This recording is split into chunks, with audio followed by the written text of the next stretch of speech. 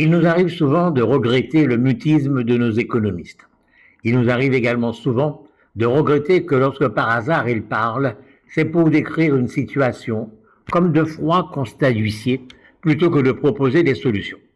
Et nous en concluons qu'ils ne remplissent pas leur mission. Ils la trahissent, comme dirait Frantz Fanon. Dans ce secteur-là, un secteur fondamental, notre élite est donc défaillante. C'est pour cela qu'une fois de plus, il faut rendre hommage à l'économiste guadeloupéen Jean-Marie Nolle. Lui aussi, il fait de nombreux constats d'huissier, mais il fait également des propositions. Ainsi, dans son dernier envoi, il y en a pratiquement tous les jours, il commence par faire un constat, mais immédiatement suivi de préconisations, suivi de propositions concrètes. Alors, résumons le constat. Il parle de la Guadeloupe, mais pour la Martinique, c'est la même chose. Pendant des décennies, la canne à sucre et la banane ont structuré l'économie agricole de la Guadeloupe, façonné ses paysages, organisé ses rapports sociaux et servi de socle à une partie de son modèle de développement. Héritières directes de l'histoire coloniale, ces deux filières ont longtemps été maintenues à flot par un subtil équilibre entre soutien public, mécanismes européens, protection tarifaire et débouchés garantis sur le marché hexagonal. Or, cet équilibre est aujourd'hui profondément rompu.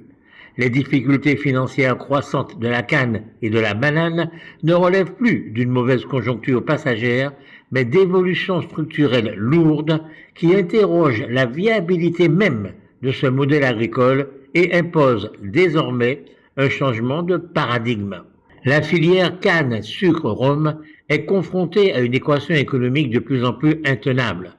La fin progressive des protections européennes, la volatilité des prix du sucre sur les marchés mondiaux, la hausse continue des coûts de production, énergie, intrants, transport, main-d'œuvre et la fragilité industrielle des sucreries locales ont profondément dégradé la rentabilité de la canne.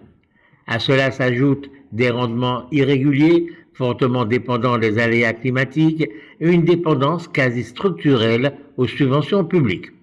La canne, qui fut autrefois une culture d'exportation compétitive, est devenue une production sous perfusion dont la survie repose davantage sur des arbitrages politiques que sur une logique économique durable. Chaque campagne sucrière est désormais vécue comme un exercice de sauvetage et non comme une perspective de développement. La situation de la banane n'est guère plus rassurante. Longtemps présentée comme un modèle de filière organisée, labellisée et soutenue par l'Europe, elle subit de plein fouet la concurrence internationale, l'érosion des préférences communautaires et la pression constante sur les prix exercés par la grande distribution.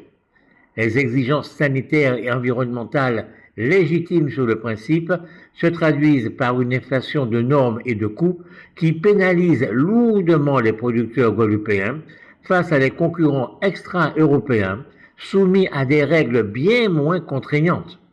Les crises sanitaires récurrentes, la fragilité des plantations face aux cyclones, aux sécheresses et aux maladies, ainsi que la difficulté croissante à recruter une main-d'œuvre stable, achèvent de fragiliser une filière dont l'équilibre financier est devenu extrêmement précaire. Fin de citation, et c'est donc signé Jean-Marie Nolle. Bien entendu, on peut regretter que M. Nolle semble considérer que seul du sucre est tiré de la canne. Si c'est à peu près le cas à La Réunion, ça l'est beaucoup moins en Guadeloupe et en Martinique, où la filière rhum se porte plutôt bien.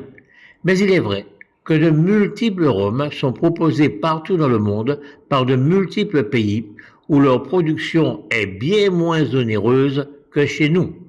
Mais cela n'est pas très important. Le plus important, ce sont les solutions que propose M. Nolle. Nous en parlerons lundi, si vous le voulez bien.